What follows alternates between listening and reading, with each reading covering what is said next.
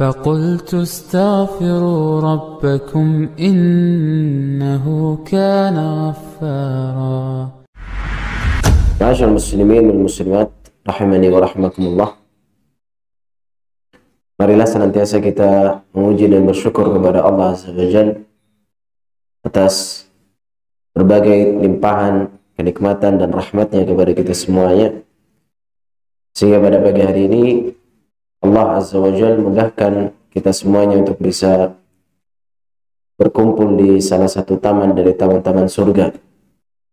Kita memohon kepada Allah Azza wa Jalla, semoga Allah melimpahkan keberkahannya kepada majelis kita pada pagi hari ini. Amin.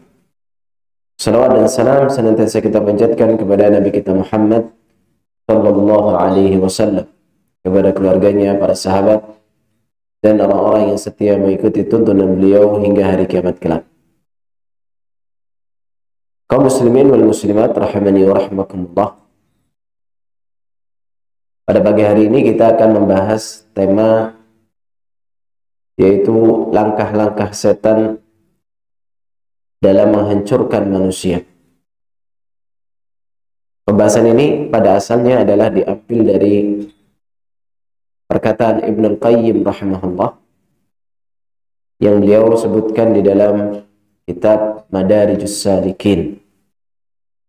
Ibnu Al-Qayyim rahimahullah menyebutkan tentang 7 langkah setan, bagaimana mereka menghancurkan manusia, membuka pintu-pintu kehancuran bagi manusia dari 7 arah, yang semuanya tujuannya adalah sama, yaitu bagaimana memalingkan manusia dari jalan yang lurus. Karena ini adalah janji setan, janji iblis di hadapan Allah Azza wa Jalla untuk memalingkan Bani Adam dari jalannya yang lurus. Allah sebutkan di dalam surat Al-A'raf, qala fabima aghwaytani la aq'udanna lahum siratakal mustaqim. Iblis mengatakan, disebabkan engkau telah menyesatkanku, maka aku akan halangi mereka dari jalanmu yang lurus. Thumma la'atiyannahum min bayni aydihim wa min khalfihim wa an aymanihim wa an syama'ilihim wa la tajidu aktsarahum syakirin. Kata iblis, aku pasti akan mendatangi mereka, mengganggu mereka dari arah depan mereka, dari arah belakang mereka, dari arah kanan dan kiri mereka. Thumma la tajidu aktsarahum syakirin. Kemudian engkau tidak akan mendapati kebanyakan mereka termasuk dari orang-orang yang bersyukur. Maka permusuhan Bani Adam, manusia, dengan setan ini sudah berlangsung ribuan tahun. Sejak iblis dikeluarkan dari surga, maka dia berjanji untuk menghalangi manusia dari jalan Allah yang lurus. Maka ribuan tahun ini menjadikan iblis, setan, menjadi makhluk yang sangat mahir di dalam menggelincirkan kaki-kaki manusia di dalam kebinasaan-kebinasaan. Maka hal yang harus kita yakini bersama, bahwasanya tipu daya setan, makar-makar iblis, musuh kita semuanya sangat banyak. Sangatlah banyak. Dan mereka sudah mengetahui berbagai cara untuk menyesatkan orang-orang yang kuat imannya, apalagi yang lemah imannya. Makanya yang harus kita waspadai bersama dan ketahui serta yakini bersama bahwasanya setan itu musuh kita. Maka hati-hati dari berbagai tipu daya dan makar dari setan. Allah Subhanahu wa taala katakan, inna syaitana lakum aduwwun fattakhidhuhu aduwwa innama yad'u hizbahu liyakunu min ashabis sa'ir. Sesungguhnya setan itu musuh bagi kalian, maka jadikanlah dia musuh yang sebenar-benarnya. Mereka dan bala tentaranya akan senantiasa berusaha agar kalian menjadi penduduk neraka. Ini tujuan utama setan. Bagaimana memalingkan manusia agar mereka sebanyak-banyaknya masuk ke dalam neraka. Allah juga katakan, "Wala yasuddannakumus syaitan, innahu lakum aduwwum mubin." Jangan sampai setan itu menghalangimu dari pintu-pintu kebaikan, dari ketaatan-ketaatan, dari jalan Allah yang lurus, karena setan itu musuh yang nyata bagi kalian. Maka mengetahui dari tipu daya setan itu sangat penting bagi kita semuanya, supaya kita tidak terjatuh ke dalam perangkap setan dalam keadaan kita tidak menyadarinya. Sehingga apa yang akan kita sebutkan dari berbagai langkah-langkah setan, dari berbagai keburukan-keburukan untuk menghancurkan manusia ini, tujuannya adalah untuk kita waspadai bersama, untuk kita tinggalkan bersama. Karena kata orang Arab, kaifa yattaqi man la ya'rifu madza yattaqi. Bagaimana seorang bisa menghindari dari sesuatu yang dia tidak tahu apa yang harus dia hindari? Bagaimana seorang bisa menghindari sesuatu yang dia tidak tahu apa yang harus dia hindari? Maka mengetahui keburukan ini adalah bekal utama agar kita bisa menghindari dari langkah-langkah setan, tipu daya setan, makar-makar setan, agar kita bisa selamat di dunia dan juga di akhirat. Jamaah rahimani wa rahimakumullah, ya. Kata Ibnu Qayyim rahimahullah, jalan yang pertama atau pintu yang pertama yang digunakan oleh iblis dan bala tentaranya untuk menghalangi manusia dari jalan yang lurus adalah, kata beliau, aqabatul kufri billahi wa bidinihi wa liqaihi wa bisifatihi wa bisifati kamali. Langkah pertama yang dilakukan setan adalah menjerumuskan manusia ke dalam kekufuran, pintu kekufuran. Pintu kekufuran. Maka ketika seorang telah terjatuh ke dalam pintu kekufuran, maka telah dingin permusuhan setan dengan manusia. Karena itu adalah tujuan dari iblis, menjadikan manusia itu orang-orang yang kafir. Liyakunu min ashabis sa'ir. Kata Allah, innama yad'u hizbahu liyakunu min ashabis sa'ir. Setan itu dan bala tentaranya senantiasa mengajak manusia agar mereka menjadi penduduk api neraka sa'ir. Sehingga langkah pertama yang dilakukan setan adalah menjadikan manusia itu terjatuh ke dalam kekufuran-kekufuran, kesyirikan-kesyirikan. Karena seorang yang mati dalam keadaan belum bertaubat dari dosa-dosa kesyirikan serta kekufuran, maka Allah Azza wa Jalla tidak akan ampuni dosa-dosanya. Allah katakan, innallaha la yaghfiru an yushraka bih wa yaghfiru ma duna dzalika liman yasha. Dalam surat An-Nisa Allah katakan, sesungguhnya Allah tidak mengampuni dosa kesyirikan, yaitu bagi siapa yang mati dan belum bertobat dari dosa kesyirikan tersebut. Dalam ayat yang lain Allah katakan, innahu may yusyrik billah faqad harramallahu alaihi al-jannah wa ma'wahu an-nar wa ma lidh-dhalimin min ansar. Barang siapa yang menyekutukan Allah, maka Allah telah haramkan atasnya surga, dan tempat kembalinya adalah neraka, dan tidak ada penolong bagi orang-orang yang zalim. Sehingga di sini menjadikan kita harus mengetahui dari berbagai jenis-jenis kekufuran, berbagai jenis-jenis kesyirikan. Baik itu kufur yang berkaitan dengan amalan, atau kufur yang berkaitan dengan ucapan, atau kufur yang berkaitan dengan amalan hati. Dari berbagai jenis-jenis kekufuran, kufur dalam keyakinan, kufur berpaling, kufur sombong, kufur ragu, dan seterusnya dari jenis-jenis kekufuran yang disebutkan oleh para ulama. Demikian pula kita harus mengetahui dari berbagai jenis-jenis kesyirikan.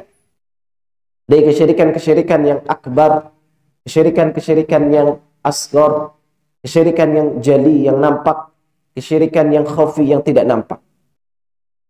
Di antaranya bentuk kesyirikan tersebut adalah syirik asghar, adalah riya. Ini adalah perkara-perkara yang bisa menjangkiti semua orang. Bahkan Nabi SAW mengkhawatirkan kepada para sahabat, orang-orang yang soleh, dari penyakit riya ini. Dan riya adalah termasuk dari jenis kesyirikan. Maka jamaah rahimani wa rahimakumullah, di sini pentingnya kita untuk mengetahui dari berbagai jenis-jenis kekufuran dan kesyirikan. Ya. Nah, ini pembahasan yang sangat panjang, membutuhkan banyak pertemuan-pertemuan agar seorang bisa mengetahui dari jenis-jenis kekufuran-kekufuran dan kesyirikan-kesyirikan. Maka lihat bagaimana keadaan manusia terkait dengan langkah pertama setan ini. Betapa banyak orang-orang yang telah dijatuhkan oleh setan, dijebloskan oleh setan ke dalam pintu yang pertama ini, yaitu pintu kekufuran. Banyak orang yang terjatuh. Kalaupun kita selamat, alhamdulillah.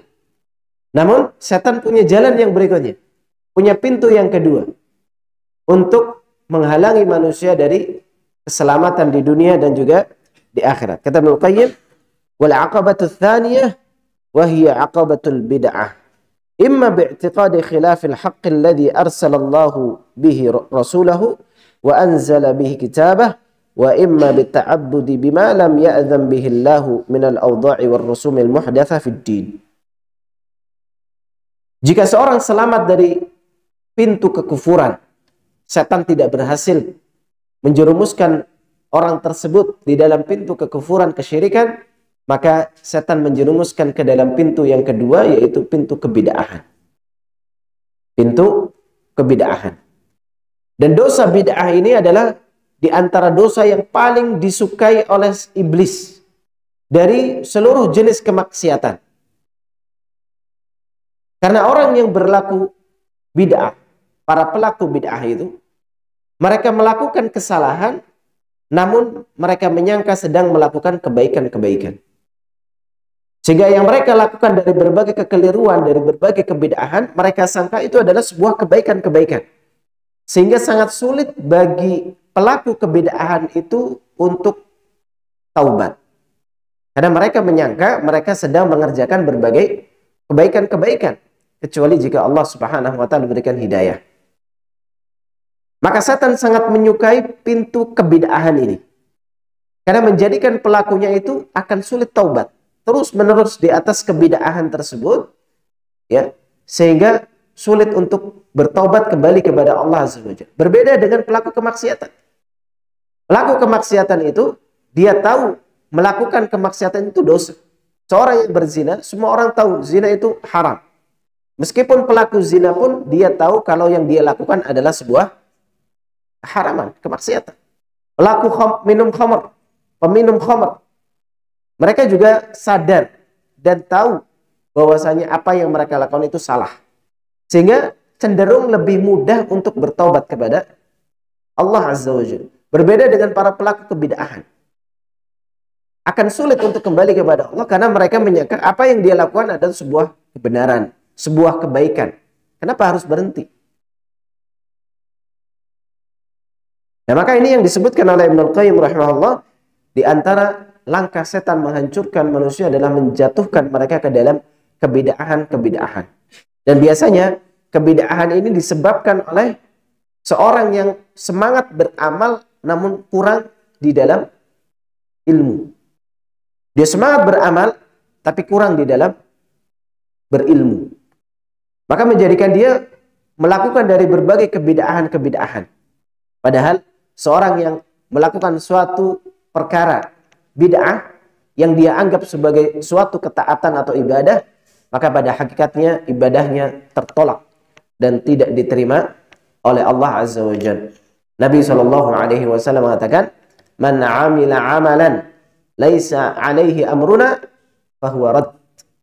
Siapa saja yang mengerjakan suatu amalan yang tidak ada landasannya di atas perkara kami syariat, maka amalan itu tertolak. Maka amalan itu tertolak. Nah, kebid'ahan ini kata Ibnu Qayyim rahimahullah bisa dalam dua bentuk. Yang pertama adalah meyakini bahwa apa yang datang dengannya sunnah Nabi SAW adalah sebuah kebid'ahan. Jadi sunnah dianggap bid'ah. Ini perkara yang mengerikan. Jadi seorang meyakini kalau apa yang dibawa oleh Rasul Shallallahu Alaihi Wasallam adalah kebid'ahan, sesuatu yang baru, sesuatu yang tidak dikenal.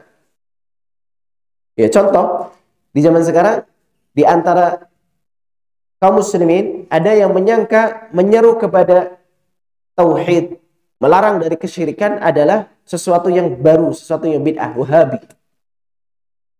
Wahabi, sesuatu yang bid'ah, sesuatu yang baru, itu dibawa oleh Muhammad bin Abdul Wahab.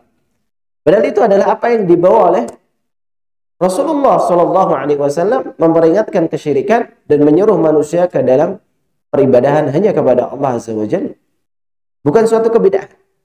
Seorang menyeru kepada mengikuti, bertamasuk dengan sunnah Nabi, berpegang teguh dengan sunnah Nabi, dikira sesuatu yang bid'ah. Seorang meyakini, mempelajari fikih dari hadis Nabi Shallallahu Alaihi Wasallam yang disebut dengan fiqhul hadis, dikira perkara yang bid'ah. Karena yang mereka tahu bahwasanya fikih itu ya harus dengan bermadhab. Padahal berpegang teguh dengan sunnah Nabi Shallallahu Alaihi Wasallam dengan hadis yang sahih adalah cara atau metode yang dilakukan oleh para a'immatul madhab, para imam-imam madhab itu sendiri, dari Abu Hanifah, Malik, Syafi'i, dan Imam Ahmad bin Hanbal rahimahumullah. Ini yang pertama, bid'ah, yaitu dengan cara setan menjadikan penilaian manusia terhadap sunnah yang dibawa oleh Nabi SAW adalah sebuah kesalahan. Apa yang dibawa oleh Nabi SAW adalah sebuah kesalahan. Atau yang kedua, kata Ibnu Qayyim, adalah beribadah dengan sesuatu yang tidak ada tuntunannya di dalam syariat. Nah, ini yang banyak terjadi. Dan mereka mengira kalau itu adalah sesuatu yang baik. Karena ada unsur peribadahan, cinta kepada Nabi alaihi salatu wassalam. Melakukan berbagai acara-acara, peringatan-peringatan yang tidak ada landasannya sama sekali di dalam syariat kita. Maka ini adalah di antara tipu daya setan untuk menjadikan manusia itu terjatuh ke dalam bid'ah. Dan bid'ah itu termasuk dosa besar. Ya, karena bid'ah itu memang ada dua macam. Ada bid'ah yang menyebabkan kekufuran, disebut dengan bid'ah mukaffirah. Bid'ah yang menyebabkan seorang terjatuh ke dalam kekufuran, seperti bid'ah menyembah kuburan. Itu bid'ah, tapi bid'ah kekufuran itu. Ada bid'ah yang lain yang namanya bid'ah mufassiqah. Bid'ah yang menjadikan pelakunya itu terjatuh ke dalam kefasikan, dosa besar. Dan inilah yang hukum asal dari kebid'ahan. Dalam agama, dia adalah perkara yang menjadikan seorang terjatuh ke dalam dosa besar. Nah, ini mengerikannya bid'ah. Maka jika kita semuanya selamat, ya alhamdulillah, kita diberikan hidayah oleh Allah Azza wa Jalla untuk duduk berguru kepada guru-guru yang jauh dari kebid'ahan, memurnikan agama di atas tauhid, di atas sunnah Nabi Shallallahu Alaihi Wasallam, maka itu nikmat yang besar. Namun jangan merasa aman, karena setan memiliki pintu yang ketiga. Kalau seorang selamat dari kesyirikan, kufuran, selamat dari kebid'ahan, ibadahnya di atas sunnah Nabi Shallallahu Alaihi Wasallam, maka setan punya cara yang lain untuk menghancurkan manusia, yaitu pintu ketiga. Kata Ibnu Qayyim, wal aqabatu tsalitsah wa hiya aqabatul kabair. Pintu yang ketiga adalah menjerumuskan manusia ke dalam dosa-dosa besar. Ke dalam dosa-dosa besar. Dan ini kebanyakannya yang terjadi pada orang-orang yang sudah mengenal tauhid, sudah mengenal sunnah Nabi, jauh dari kebid'ahan, lisannya tidak selamat dari membicarakan keburukan orang lain. Ghibah. Ghibah itu apa hukumnya? Dosa besar. Baik itu ibu-ibunya atau bapak-bapaknya, sama saja. Itu dilakukan oleh para orang-orang yang mengaku di atas tauhid dan di atas sunnah. Itu pun tidak selamat dari tipu daya setan, yaitu terjatuh ke dalam dosa-dosa besar. Ini perlu kita waspadai bersama, bahwasanya ketika kita di atas tauhid dan sunnah, itu sebuah kenikmatan yang besar, sebuah hidayah dari Allah Azza wa Jalla, anugerah. Namun jangan merasa aman. Ternyata setan memiliki tipu daya yang lain untuk menghancurkan orang-orang yang bertauhid, orang-orang yang di atas sunnah, yaitu dengan pintu dosa besar. Di antaranya ghibah. Allah Subhanahu wa taala mempermisalkan ghibah itu seperti makan daging, makan bangkai dari saudaranya. Dan makan bangkai saudaranya itu dosa besar. Maka seperti itu pula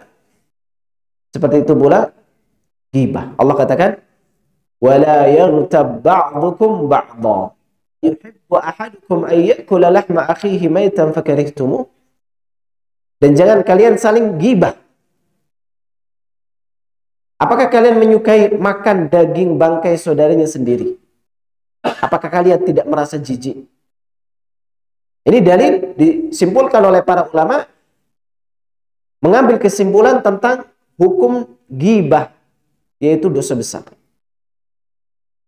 Nabi SAW mengatakan, ghibah adalah dzikruka akhaka bima yakrah, yaitu menyebutkan sifat, baik itu sifat fisik atau sifat akhlak, ya, yang tidak disukai oleh saudaranya.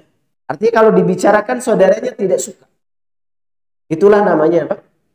Ghibah. Maka kata para sahabat mengatakan, in kana ma aqulu ma fihi. Bagaimana kalau yang saya katakan benar-benar ada padanya memang? Maka kata Nabi SAW, in kana ma taqulu ma fihi faqad tabta. Jika engkau mengatakan apa yang ada padanya, keburukan yang dia tidak suka diperbincangkan, itulah ghibah. Dan jika engkau berbicara tentangnya pada sesuatu yang tidak ada padanya, maka itu adalah dusta. Dustaan. Ini dosa besar. Ghibah. Di antara bentuk dosa besar pula adalah bohong. Namun bohong yang menjadi dosa besar adalah bohong ketika menimbulkan mudarat kepada orang lain.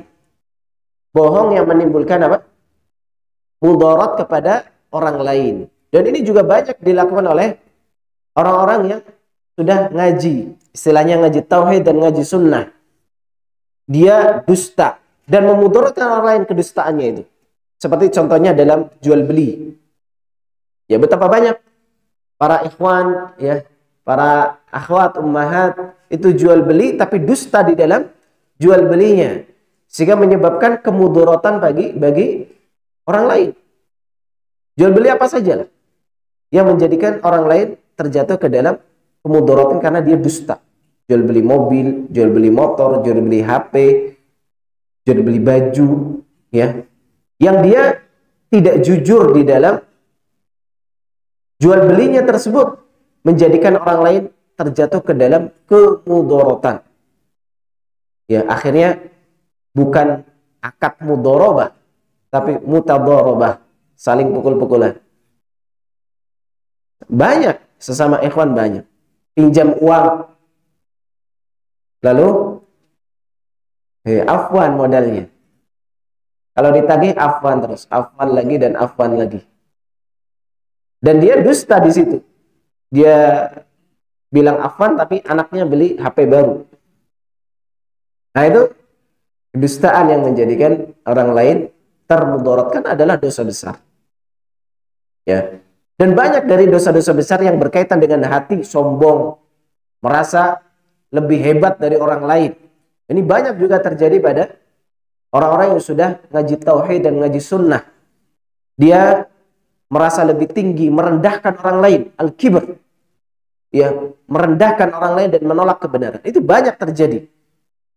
Mereka menyangka bahwasanya kajian yang benar ya ini saja sudah, yang lain sudah sesat di atas kesesatan. Semuanya ahlul bid'ah. Kecuali saya di sini. Yang ngaji sama ustaz saya, dia tidak ahlul bid'ah. Kalau yang ngaji bukan sama ustaz saya, ahlul bid'ah semuanya. Subhanallah. Akhirnya direndahkan, dilecehkan, dijatuhkan kehormatannya, ditolak kebenaran karena dia menganggap orang tersebut adalah orang-orang yang di atas kesesatan. Dan ini al-kibr, kesombongan, dosa besar. Sombongan itu adalah termasuk dari dosa besar. Dan ini banyak terjadi. Ya, bahkan disebabkan pakaian saja, orang bisa meremehkan orang lain. Karena pakaiannya lebih syar'i misalnya, akhirnya dia apa? Meremehkan dari orang lain yang pakaiannya masih syar'i, cuma kurang gitu. kurang syar'i.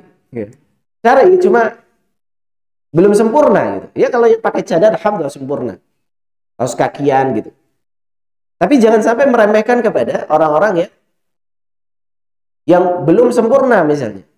Belum bercadar atau misalnya tidak kaos kakian. Karena dalam salah satu pendapat mazhab Syafi'i, kaki perempuan dari mata kaki ke bawah itu bukan aurat. Dalam salah satu pandangan mazhab Syafi'i. Ya mungkin itu juga yang diyakini oleh banyak dari kaum muslimat di negeri kita. Jangan sampai karena pengetahuan kita yang kurang menjadikan kita meremehkan orang lain, merendahkan orang lain, ya apalagi dilakukan oleh orang banyak. Maka ini perlu belajar lagi, perlu ditanyakan kepada para ahli ilmu. Apakah permasalahan ini adalah permasalahan yang memang ada silang pendapat yang kuat di antara para ulama, atau ini memang kekeliruan yang harus kita luruskan. Baik, ini pintu yang ketiga. Siapa di antara kita yang lulus? Ini baru pintu ketiga, masih ada 4 pintu lagi, karena ada 7. Baru pintu ketiga ini jadi sudah banyak yang berguguran, sudah banyak yang tidak masuk kriteria. Ya. Jikapun seorang selamat dari dosa besar, karena dia belajar al-kabair, dia belajar ngaji kitab al-kabair, ada 70-an kabair, dosa-dosa besar itu.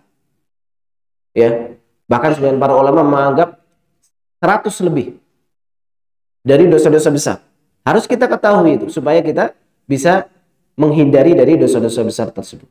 Kalaupun seorang selamat dari pintu ketiga ini dosa besar, maka setan tidak berhenti sampai situ. Setan memiliki pintu yang keempat. Ya, kata Ibnu Qayyim rahimahullah, wal aqabatur rabi'ah wa hiya aqabatus saghair. Fakala lahu minha bil qufzan wa qala ma 'alaika idza ajnabta al kaba'ir ma 'ashita min al lamam. Jadi pintu yang keempat adalah menjatuhkan seseorang di dalam meremehkan dosa-dosa kecil. Itu pintu yang keempat. Sebagaimana saya kemarin terakhir khutbah di sini tentang perkara meremehkan dosa-dosa kecil. Sebenarnya ini derajat yang tinggi. Tidak semua orang itu diganggu oleh setan dengan terus-menerus melakukan dosa-dosa kecil, meremehkan dosa kecil. Jadi kata Ibnu Qayyim, setan membisikkan kepada seorang, selama ini bukan dosa besar, teruskan saja. Kan dihapuskan dengan amalan soleh. Betul atau tidak? Betul, memang dosa-dosa kecil itu dihapuskan amalan soleh. Betul. Kata Nabi SAW, as-salawatul khams, sholat yang 5, dari satu sholat ke sholat yang lain, itu menghapuskan dosa-dosa. Wal jum'ah ilal jum'ah. Dari satu Jumat ke Jumat yang lain, itu menghapuskan dosa-dosa. Wa Ramadan ila Ramadan. Dan Ramadan satu ke Ramadan yang lain, mukaffiratun lima bainahunna idza jtunibatil kaba'ir. Menjadi penghapus dosa-dosa di antara keduanya selama menjauhi dosa besar. Akhirnya setan membisikkan kepada orang tersebut yang sudah berhasil menjauhi dosa besar, selama Anda jauh dari dosa besar, maka dosa-dosa kecilmu itu akan dihapuskan dengan sholat. Gak apa-apa. Salaman dengan wanita. Cium tuh wanita itu. Habis itu sholat. Jatuh gak dosanya? Jatuh dosa. Selama gak zina. Akhirnya apa yang terjadi? Banyak dari orang-orang yang soleh. Orang santri bahkan. Banyak kasus zaman sekarang. Pacaran. Karena dia tahu. Selama tidak memasukkan kemaluan ke kemaluan, aman. Apa yang dilakukan? Semuanya dilakukan kecuali zina saja. Semuanya dilakukan kecuali apa? Zina. Na'udzubillah min dzalik. Karena dia tahu. Justru karena dia tahu, Pak. Habis ini kita sholat. Tapi ternyata dosanya bukan masalah dia melakukan dosa kecil. Masalahnya dia meremehkan siapa? Allah Azza wa Jalla. Makanya kata sebagian salah mengatakan, la tandur ila sigharid dunub, walakin indur ila man asait. Jangan kamu lihat kecilnya dosa, tapi lihatlah siapa yang kau maksiati. Siapa yang kita maksiati? Allah yang maha besar. Justru itu, sifat meremehkan ini menjadikan yang kecil menjadi besar. Sikap meremehkan itu bahaya. Makanya Nabi SAW mengatakan dalam hadis yang sahih, iyyakum wa muhaqqaratid dzunub. hati-hati kalian dari dosa-dosa yang dianggap remeh. Muhaqqarat itu artinya dianggap remeh. Dosa-dosa yang dianggap, itu sudah diperingatkan oleh Nabi. Hati-hati kalian dari dosa-dosa yang dianggap remeh. Fa innahunna yajtami'na 'ala ar-rajul hatta yuhlikna. Karena dosa-dosa yang dianggap remeh itu kalau berkumpul pada seseorang maka bisa membinasakannya. Lalu Nabi SAW memberikan permisalan. Seperti sekelompok kaum nazalu bi ardi falatin. Dia mampir singgah di suatu padang pasir. Fayati rajulun bil'ud wal akhar bil'ud. Setiap anggota kaum ini mengambil satu ranting saja. Ranting kecil. Satu ranting pohon, satu ranting kayu. Sampai semuanya membawa satu ranting kayu. Maka menjadi fayakunu sawadan, menjadi sekelompok ranting yang sangat banyak, fa'ajjaju naran, lalu bisa menghasilkan api yang sangat besar. Itu bahaya apa? Meremehkan dari dosa-dosa kecil. Dan ini terjadi juga pada orang-orang soleh. Ya karena itu tadi, setan membisikkan selama ini bukan dosa besar, ya itu dihapuskan nanti dengan amal-amal soleh. Jadi motonya itu seperti saudara-saudaranya Nabi Yusuf alaihissalam. Kita bunuh dulu Yusuf, setelah itu kita tobat menjadi orang yang soleh. Itu motonya siapa? Saudara-saudaranya Nabi Yusuf. Uqtulu Yusuf wa takunu min ba'dihi qauman salihin. Bunuh dulu Yusuf, setelah itu kalian jadilah orang-orang yang soleh. Banyak gak kita melakukan itu? Banyak. Ini nasihat untuk kita semuanya. Ya, pintu dari dosa-dosa kecil. Nah, ketika meremehkan dosa-dosa kecil ini, maka membahayakan seseorang. Contohnya, di antara dosa kecil yang terus-menerus dilakukan bisa membahayakan adalah melihat aurat wanita. Sulit atau tidak?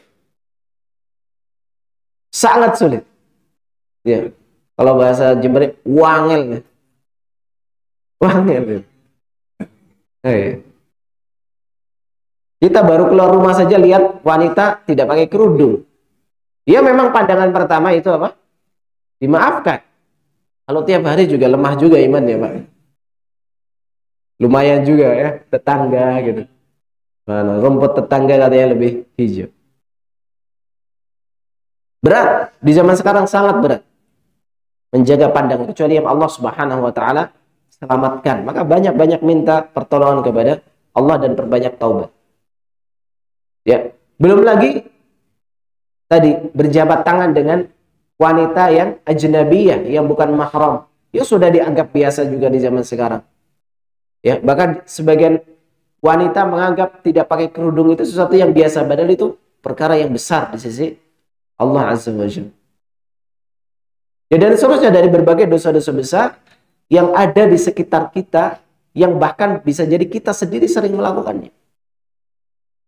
Karena bisa jadi tidak tahu, atau bisa jadi ya kita meremehkan dari dosa tersebut karena bisikan setan tadi, selama ini bukan dosa besar, insya Allah diampuni sama Allah. Dosa-dosa kecil itu dengan amalan-amalan saleh. Baik. Ini lebih tinggi lagi kedudukannya. Ya, tidak semua orang diganggu dengan kedudukan ini sangat tinggi dari penghambaan kepada Allah Azza wa Jalla. Tapi setan tidak berhenti sampai situ. Ada saja orang-orang yang bisa menjauhi dari dosa-dosa besar, dosa-dosa kecil. Dia sangat, kata Ibnu Qayyim, dia sangat bakhil terhadap waktunya. Dia sangat berhati-hati dalam bertindak dan berucap. Ya. Maka setan punya cara yang lain. Pintu yang keberapa? Yang kelima, wal aqabatul khamisah wa hiya aqabatul mubahat allati la haraja ala fa'iliha fashaghalahu biha 'an al-istikthar min at-ta'at wa 'an al-ijtihad fi at-tazawwudi li ma'adihi. Jadi yang kelima adalah menyibukkan seseorang dengan perkara-perkara yang mubah. Bukan haram, bukan. Kalau dosa kecil kan tadi masih apa? Masih haram. Ini bukan haram, ini mubah. Tapi dijadikan setan sibuk dengan perkara yang mubah. Sehingga apa yang terjadi? Kata Ibnu Qayyim, dua yang terjadi. Satu, menjadikan dia terlewatkan dari amalan-amalan soleh. Dia tidak bisa mengerjakan amalan soleh. Ya. Yang kedua, menjadikan dia meninggalkan dari perkara-perkara yang sunnah. Contohnya apa? Berlebihan dalam perkara mubah. Tidak dosa. Mubah. Apa, Pak? Main apa? HP. Main HP mubah atau tidak? Mubah. Ya. Baca-baca status hukumnya apa, Pak? Mubah. Tapi kalau di kontak kita ada 250 kontak semuanya nyetatus dan kita khatam itu 250. Khatam. Bisa berkali-kali mungkin khatamnya. Sehari, ya. Itu mubah, hanya saja mubah yang apa? Menjadikan kita terlalaikan dari amalan soleh. Kita baca status 5 menit. Baca Quran 5 menit dapat berapa halaman? Ngobrol halal, ngobrol mubah dengan teman lama nggak bertemu, ya nggak ada masalah ngobrol. Tapi berlebih-lebihan ngobrol sampai tengah malam, sampai terlewatkan sholat malam, sampai telat sholat subuh, nah itu sudah perangkap setan. Ada melakukan perkara yang mubah adalah sebuah kenikmatan. Perkara mubah itu adalah kenikmatan dari Allah. Jadi tidak ada dosa kita melakukannya. Itu enak itu. Ngobrol, makan, bercanda dengan keluarga, ya. Itu perkara-perkara yang asalnya adalah perkara yang mubah. Itu sebuah kenikmatan, keluasan dari Allah Azza wa Jalla. Tapi setan punya cara lain. Itu menjadikan orang sibuk dengan perkara yang mubah itu tadi. Berlebih-lebihan. Disebut dengan fudulul mubahat. Fudulul mubahat. Berlebih-lebihan dalam perkara mubah. Berlebih-lebihan ngobrol. Berlebih-lebihan makan. Berlebih-lebihan ngopi. Berlebih-lebihan main HP. Berlebih-lebihan bercanda. Sehingga terluput darinya amalan-amalan soleh, ketaatan, perkara-perkara sunnah, dan terluput darinya ketaatan-ketaatan yang banyak. Tidur berlebihan itu menjadikan kita terluput dari kebaikan yang banyak. Orang puasa dari ba'da subuh tidur sampai duhur, mubah, tidak haram, selama tidak melewatkan pekerjaan yang wajib, ya. Kalau ada pekerjaan yang wajib, ya harus dia hadiri. Artinya dia free gitu, kosong. Dia tidur dari ba'da subuh jam 6 sampai menjelang duhur. Tidak dosa, hanya saja terlewat dari kebaikan yang banyak. Bahkan kata Ibnu Qayyim rahimahullah, dari pintu inilah seorang akan terbiasa meninggalkan sunnah. Ya. Hati-hati. Kalau sudah terbiasa meninggalkan sunnah, jadi ba'da sholat, bukannya zikir, buka HP. Buka HP, terus ada telepon, dia telepon sama temannya, tinggalkan dia zikir sunnah, dia tinggalkan sholat sunnah. Dan orang yang terbiasa meninggalkan sunnah, lama-kelamaan akan meninggalkan yang wajib. Itu sudah mujarab itu. Sudah diuji coba seperti itu memang. Jadi setan tidak serta-merta langsung menjadikan orang meninggalkan sholat wajib. Tidak. Tapi yang pertama dilakukan setan adalah tinggalkan dulu sholat sunnah. Kalau sudah terbiasa sholat sunnah, ditinggalkan, nanti sholat wajibnya telat-telat itu. Kalau sudah sholat wajibnya telat-telat, istiqomah di saf terakhir, masbuk gitu terus, lama-lama malu lah saya, sudah sholat di rumah saja. Lama-lama sholat di rumah diundur, karena di rumah tidak ada iqomat. Ya, artinya gak ada waktu yang terbatas.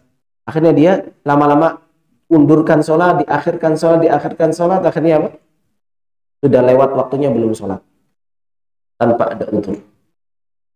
Dan itu terjadi banyak dari orang-orang yang soleh, para santri-santri, itu banyak itu terjadi pada orang-orang yang baik, yang di atas kebaikan.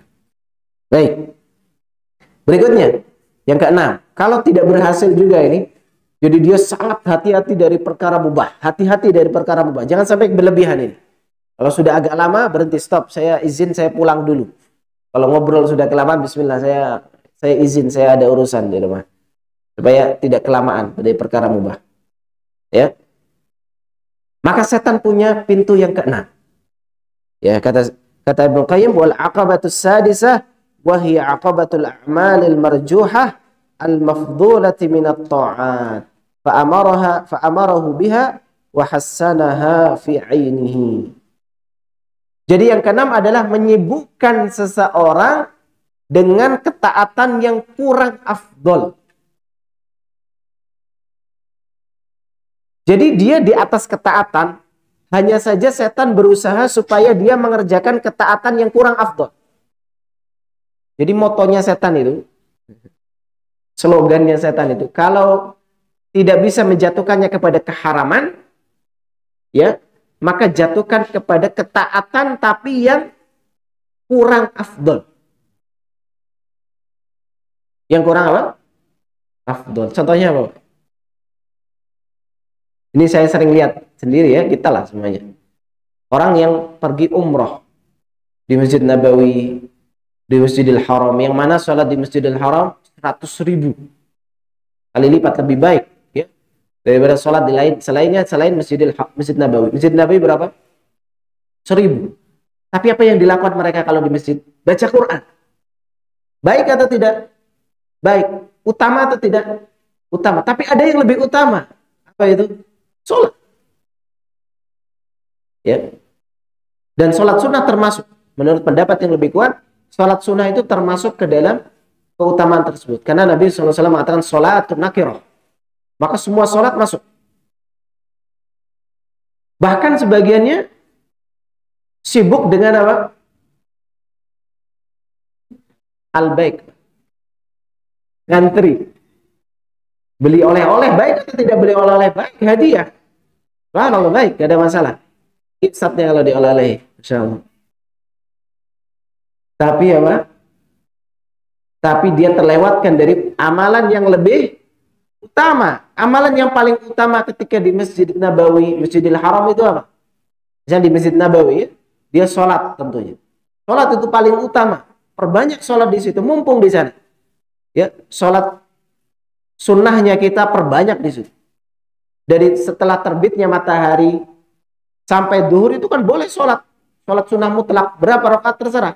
Dari ba'da duhur sampai asar terserah. Ba'da asar sampai maghrib berhenti. Stop. Bisa taklim kita.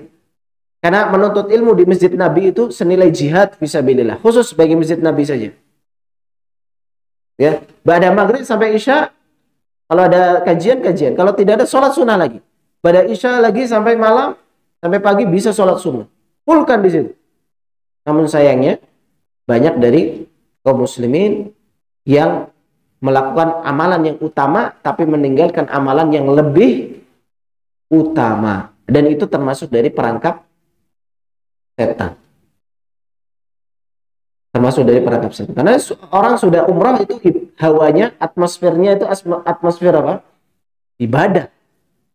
Jarang lah orang dari Indonesia sampai Mekah terus maksiat di sana itu ya kayaknya ya bodoh sekali gitu. Bagaimana? Ngapain dia? Dia mau ibadah. Maka dari awal niatnya mau ibadah. Sehingga setan punya jalan lain. Kalau orang semangat ibadah itu, sibukkan dia dengan perkara yang kurang utama. Meskipun dia ketaatan, betul. Tapi kurang utama. Ya, baik. Terakhir. Yang ketujuh. Kalau itu tidak berhasil semuanya. Pintu kekufuran tidak berhasil. Kebid'ahan tidak berhasil. Dosa besar tidak berhasil. Dosa kecil tidak berhasil. Apa lagi? Perkara yang mubah tidak berhasil. Yang menyibukkan dengan perkara yang mubah. Yang keenam, menyibukkan dengan ketaatan yang kurang utama tidak berhasil. Karena dia tahu, dia punya fikih amal. Dia punya fikih amalan, pemahaman dalam amal. Oh, ini kalau seperti ini, waktu ini, maksudnya waktu sahur itu paling utama apa? Istighfar. Maka dia manfaatkan dengan baik. Dia sudah paham itu, Masya Allah. Ustadz mungkin itu. Ya. Kiai itu. Ya. maka tidak selamat dari pintu terakhir, yang ketujuh, yaitu setan mengerahkan bala tentaranya dari manusia dan jin untuk menyakiti orang tersebut, baik dengan lisannya, dengan tuduhan-tuduhan, atau dengan tangannya, dengan disakiti, atau dengan senjatanya, ya, atau dengan kekuasaannya, dijadikan orang tersebut tersakiti oleh setan. Karena setan sudah tidak mampu lagi untuk mengganggunya, maka setan punya bala tentara yang akan dikerahkan untuk menuduh orang tersebut, untuk menjatuhkan kehormatan orang tersebut, untuk menjauhkan manusia dari dakwahnya, ya, untuk menyakiti orang tersebut dengan kekuasaannya, dijebloskan ke penjara, dipukuli, di stop kajiannya, dan seterusnya. Dari perkara-perkara yang memang setan sudah tidak mampu untuk menghentikannya, maka setan menggunakan bala tentaranya untuk menghalangi orang tersebut karena memiliki kedudukan yang sangat tinggi di sisi penghambaan kepada Allah Azza wa Jalla. Nabi SAW mengatakan, yubtalar rajul ala hasabi dinih. Seorang itu akan diuji sesuai dengan agamanya. In kana dinuhu solban ishtadda bala. Kalau agamanya kuat, kokoh, maka akan keras siksaan, akan keras ujiannya, akan berat ujiannya, akan banyak cobaannya. Wa in kana fi dinihi riqqatun ubtuliya ala hasabi dini. Tapi kalau seorang agamanya ada kelemahan di situ, tidak kokoh, ya, maka Allah akan uji sesuai dengan kadar agamanya tersebut. Maka lihatlah kita, apakah kita sudah di pintu pertama jatuh maka lemah sekali, atau kedua atau ketiga, itu menunjukkan bagaimana kedudukan diri kita di sisi Allah Azza wa Jalla, karena Allah tidak akan menguji seseorang di luar batas kemampuannya. Wallahu a'lam. Ini saja yang bisa saya sampaikan, semoga bermanfaat. Wassallallahu wasallam ala nabiyina Muhammad.